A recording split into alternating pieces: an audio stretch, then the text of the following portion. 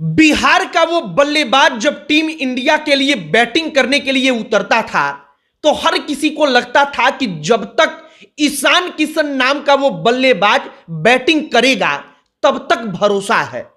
BCCI ने ईशान किशन को पहले टीम से बाहर किया। इसके बाद बीसीसीआई ने ईशान किशन का कॉन्ट्रैक्ट जो था वो कॉन्ट्रैक्ट छीन लिया। उनको सेंट्रल कॉन्ट्रैक्ट लिस्ट से बीसीसीआई के बाहर कर दिया गया और लंबे वक्त तक ईशान किशन को मौका ही नहीं मिला कि वो अपने आप को साबित कर पाए। आईपीएल खेलने के लिए वो बल्लेबाज जब मैदान में उतरा तो कहा जाता है कि जब वक्त बुरा होता है तो आप अच्छा करना चाहें फिर भी बुरा होता है, और ईशान किशन ने आईपीएल में वो छाप नहीं छोड़ पाई जिसके कारण बीसीसीआई का मुंह बंद हो पाए।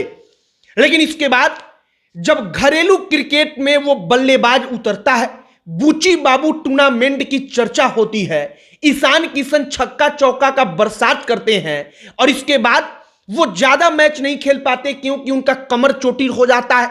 लेकिन फिर एक बार घरेलू मैच में वो बल्लेबाज ईशान किशन अचानक से एंट्री करते हैं और दलीप ट्रॉफी में जब वो शतक लगाते हैं तो लोग कहते हैं कि बीसीसीआई और टीम इंडिया के सिलेक्टर्स का मुंह बंद करने का यह शानदार मौका है।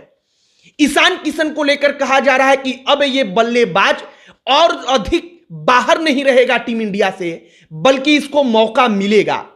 ईशान किशन ने जो करके दिखाया है आज इसी के बारे में चर्चा करेंगे और शुरू से अंत तक की कहानी पर एक बार हम चर्चा करेंगे कि आखिरकार उनको टीम इंडिया से बाहर करने का फैसला क्यों लिया गया था। आगे बातचीत करने से पहले हमारा नमस्कार स्वीकार करिए। हमारा नाम मोहित कुमार सिंह है और ईशान किशन के बारे में एक बात जान लीजिए कि ईशान किशन का परफॉर्मेंस खराब था इसलिए उनको टीम से बाहर कर दिया गया, ऐसा कुछ भी नहीं था। ईशान किशन का परफॉर्मेंस तो ऐसा था कि ईशान किशन के खेल को देखकर बड़े बड़े लोग प्रभावित हो रहे थे, लेकिन अचानक ईशान किशन को टीम इंडिया से बाहर होना पड़ा।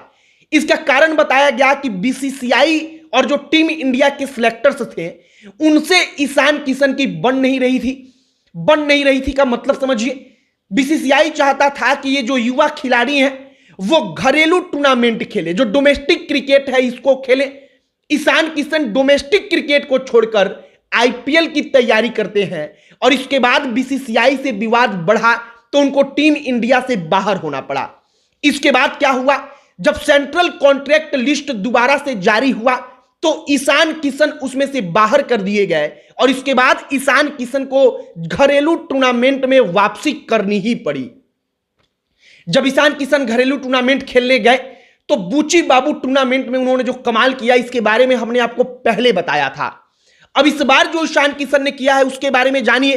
दलीप ट्रॉफी में ईशान किशन को खेलने का कोई मौका मिलने वाला नहीं था क्योंकि वो चोटिल थे, वो जो स्क्वाड होता है उससे भी बाहर थे। लेकिन अचानक दूसरे मैच में ईशान किशन को बतौर बल्लेबाज मौका मिल गया।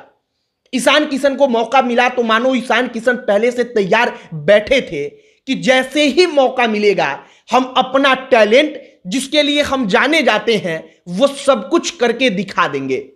ईशान किशन को मौका मिला और इसके बाद छक्का चौका का बरसात और देखते ही देखते शतक ठोक दिया। ईशान किशन की इसके बाद चर्चा चलती है कि अब और अधिक ईशान किशन को सेंट्रल कॉन्ट्रैक्ट लिस्ट से बाहर रहने के बावजूद टीम इंडिया से बाहर रख पाना आसान नहीं होगा। कहा जा रहा है कि आगामी जो टी20 सीरीज होगा उसमें ईशान किशन को मौका मिलेगा। ईशान किशन को लेकर कई प्रकार की बातें भी चली हैं।